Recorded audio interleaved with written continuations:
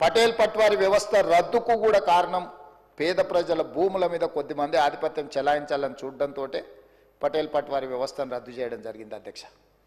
అట్లాంటిది ROR act కావచ్చు, రకరకాలుగా ఏ భూ యజమాని అయితే ఉన్నాడో ఆ యజమానుల యొక్క హక్కులను కాపాడడానికి సమయం సందర్భం వచ్చినప్పుడల్లా మనం చట్టాలు చేసుకున్నాం.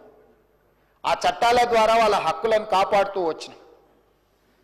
పివి నరసింహారావు గారు, శ్రీమతి ఇందిరాగాంధీ గారు ఉన్నప్పుడు అగ్రికల్చర్ సీలింగ్ యాక్ట్ తీసుకొచ్చి జాగీర్దారుల దగ్గర, జమీందారుల దగ్గర, భూస్వాముల దగ్గర వేలాది ఎకరాలు మూలుగుతుంటే లక్షలాది ఎకరాలను వాళ్ళ దగ్గర నుంచి ప్రభుత్వం సేకరించి భూమి లేని నిరుపేదలకు, ముఖ్యంగా దళితులకు, గిరిజనులకు, ఆదివాసీలకు, బలహీన వర్గాలకు ఈ భూ పంపకాలు, అసైన్మెంట్ పట్టాలు ఇవ్వడం ద్వారా వాళ్ళ ఆత్మగౌరవాన్ని నిలబెట్టి ఆ భూమి మీద వాళ్ళకు జీవించే హక్కును ఆనాటి ప్రభుత్వాలు శ్రీమతి ఇందిరాగాంధీ గారు వారికి ఇచ్చారు. దీనికి కారణం, ప్రేరేపితం ఆనాడు భూముల కోసం కమ్యూనిస్టులు చేసిన పోరాటాలని ఈరోజు మనం చెప్పుకోక తప్పదు. ఈ పోరాటాల వల్ల వాళ్ళు లేవనెత్తిన సమస్యలను అక్కడి నుంచి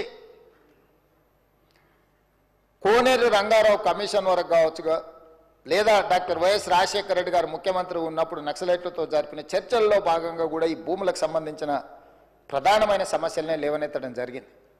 వీటన్నిటిని దృష్టిలో పెట్టుకొని గత ప్రభుత్వాలు వీలైనంత మేరకు ప్రజలకు మేలు జరిగే విధంగా చట్టాలను సవరించిన. ఇంతకుముందు అక్బరుద్దీన్ ఓవైసీ గారు చెప్పినట్టు ఆనాడు యూపీఏ ప్రభుత్వంలో భూభారతి నిజామాబాద్ పైలట్ ప్రాజెక్ట్ కింద కేంద్ర ప్రభుత్వం మన్మోహన్ సింగ్ గారు, సోనియా గాంధీ గారు రికార్డ్స్ డిజిటలైజేషన్ చేయడం కానీ, భద్రపరచడం కానీ, తప్పులు జరగకుండా సరిదిద్దడం కానీ, వీటన్నిటి కార్యక్రమాలను ఎప్పుడు తీసుకున్నా నిజమైన భూ యజమాని యొక్క హక్కులను కాపాడాలి. లేకపోతే విద్య రాని పేదవాళ్ళ భూములను ఎవరైనా అన్యాక్రాంతంగా అక్రమంగా ఆక్రమించుకుంటే కూడా వాటిని, ఆ ఆక్రమణను తొలగించడం ద్వారా వాళ్ళ హక్కులను కాపాడడానికి అన్ని రకాల చట్టాలను తీసుకొచ్చాం. తెలంగాణ రాష్ట్రం వచ్చిన తర్వాత మాజీ ముఖ్యమంత్రి చంద్రశేఖరరావు గారు తెలంగాణ రెవెన్యూ రికార్డ్స్ కానీ, గత పాలకులు పాటించిన విధానాలు కానీ, చేసిన చట్టాలు లోపభూయిష్టంగా ఉన్నాయి. ఇవి ఏమాత్రం ప్రయోజనకరంగా లేవు. ఈ చట్టాలను అన్నిటిని మార్చాలి. దానికోసం నా మెదడునంతా రంగరించి 80,000 పుస్తకాలు చదివి ఒక అద్భుతమైన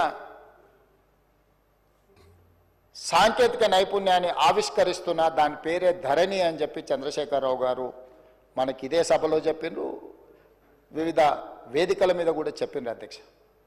దీనికి సంబంధించిన కొన్ని అంశాలు నేను నిజంగానే ఒక మంచి చట్టం, ఒక మంచి ఆలోచన, ఒక సాంకేతిక నైపుణ్యాన్ని రంగరించి, ఎందుకంటే ఐటీ రంగంలో విదేశాలలో చదువుకొని వచ్చిన నా అంత ఐటీ నిపుణుడే లేడని కల్వకుంట్ల తారక రామారావు గారు, తెలంగాణ ఉద్యమకారుడిగా తెలంగాణ సమాజంలో ఉన్న సమస్యలను అన్నిటినీ అవసోపాన పట్టిన ప్రతి భూ సమస్యకు నేను పరిష్కారం చూపిస్తా అని మాజీ ముఖ్యమంత్రి వర్యులు కల్వకుంట్ల చంద్రశేఖరరావు గారు పదే పదే మాట్లాడుతూ ప్రస్తావిస్తున్నప్పుడు నేను కూడా ఒక సందర్భంలో భ్రమలకు లోనైనా, పర్వాలేదు ఈ విషయంలో అయినా మాజీ ముఖ్యమంత్రి గారు, మాజీ ఐటీ శాఖ మంత్రి గారు ఒక మంచి విధానాన్ని తీసుకొచ్చి ధరణి ద్వారా శాశ్వతమైన సమస్యల్ని పరిష్కరిస్తారని, ఆ ధరణి నిజంగానే వీరు కొత్తగా కనిపెట్టినరేమని ఈ సందర్భంగా మీ ద్వారా శాసనసభ రికార్డులకే కాకుండా తెలంగాణ సమాజానికి కొంత సమాచారాన్ని విశ్లేషణ ద్వారా నేను చెప్పాలనుకుంటున్నా అధ్యక్ష. ఈ ధరణి అనే ఏదైతే వెబ్సైట్ కావచ్చు, లేకపోతే వారు చెప్తున్న ఈ సాంకేతిక అద్భుతము చంద్రశేఖరరావు గారు సొంతంగా కనిపెట్టిందో, లేకపోతే చంద్రశేఖరరావు గారు సొంతంగా మన రాష్ట్రానికి అందించిన గొప్ప వరప్రదాయిని ఏం కాదు అధ్యక్ష. 2010 సంవత్సరంలోనే ఒరిస్సా రాష్ట్రం, మన పక్కనున్న రాష్ట్రం, ఈ ధరణి పేరు మీద ఈరోజు తెలంగాణ రాష్ట్రంలో ఏదైతే ఈ ధరణి ఈ మాడ్యూల్ని ఇంట్రడ్యూస్ చేసినో IL&FS సంస్థకు 2010 సంవత్సరంలోనే అక్కడ రిజిస్ట్రేషన్లు చేయడానికి, అక్కడ భూ రికార్డులను పరిశీలించడానికి ఒరిస్సా ప్రభుత్వము నామినేషన్ బేసిస్ మీద వాళ్ళకి టెండర్ ఇచ్చింది అధ్యక్ష. ఏ 2019 సంవత్సరంలో చంద్రశేఖరరావు గారు ఏ సంస్థకైతే కట్టబెట్టిండో అదే సంస్థ అదే యజమానులకు ఒరిస్సా రాష్ట్ర ప్రభుత్వము 2010 సంవత్సరంలోనే ఈ ధరణి పేరు కూడా మార్చలేదు అధ్యక్ష. నువ్వు ధరణి అన్నావు, వాళ్ళు ఈ ధరణి అన్నారు. ఎందుకంటే